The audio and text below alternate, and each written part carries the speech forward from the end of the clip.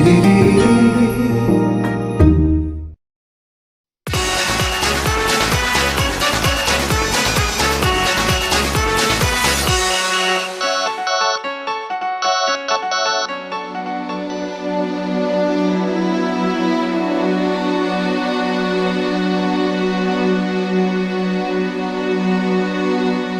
الخرابة اللي كانت في يوم من الأيام، منار دمياط، استاد دمياط ده يعني ده شهد الأرض اللي السد لعب عليها رفعت الفناجيلي، ولعب عليها الخطيب، ولعب عليها الكابتن أحمد شوبير، ولعب عليها أعظم اللاعيبة في مصر.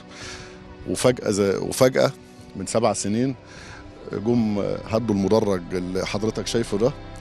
طبعا المفروض احنا لما نيجي نهد حاجة قبل ما نهدها بنفكر نبنيها. طبعا المسؤولين هدوا المدرج وسابوه زي ما حضرتك شايف كده من 7 سنين. بالنسبه للملعب الرئيسي هنا، بالنسبه للمدرجات اللي ورايا دي في دلوقتي حاليا جاري انشائها، بيتم تم كان المحافظ السابق اللي هو فليفل كان جاب لها اعتماد حوالي 3 مليون جنيه، يمكن اكتر حاجه زي كده. كل ما بنيجي نكلم المسؤولين عن الاستاد يقول لك اصل الجيش قاعد في ايه في الاستاد، الجيش قاعد في ناحيه والاستاد من ناحيه تانية، المفروض هم يبداوا العمل والانشاءات فيه. زي ما سعادتك شايف ان استاد دمياط تحول لخرابه وبقى مرتع للبلطجيه والخارجين على القانون ومتعاطي المخدرات، بيجي ياخدوا سرنجات. وهوري لسعادتك السرنجات دلوقتي اللي مرميه على الارض وسعادتك هتصورها.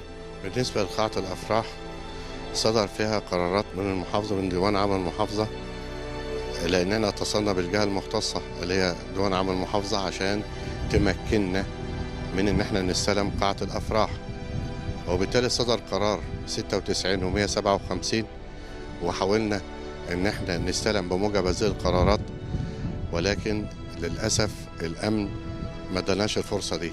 الوضع يعني على الطبيعه تشوف ان انت اكنك في ساحه شعبيه، لان طبعا استاد نادي دمياط لازم يكون على الاقل ملعبه جيد متخطط، اللي حواليه لازم يكون في نظافه، في صيانه. لكن اللي انا شفته ان احنا بنيجي نتمرن في بعض الاوقات باجي الاقي الملعب كله طوب، بلاقي الملعب كله فحر كبيره، يعني ممكن يعني تاذي لاعب. طلبت اكتر من مره ان يكون فيه اهتمام للاستاد، لان الاستاد ده بيمثل دمياط بصفه خاصه. يعني محافظ دمياط البرادعي كان عايز ياخد النادي الاجتماعي بتاع نادي دمياط وادالنا 20 فدان في مدينه راس البر في اطراف المدينه. خدنا ال 20 فدان عملنا فيهم سور، السور داب ولسه الملاعب ما اتجهزتش. انقذوا استاد دمياط، رسالة بداخلها معاناة المهتمين بالرياضة في المحافظة. من داخل استاد دمياط، أيمن عيد لبرنامج الملعب.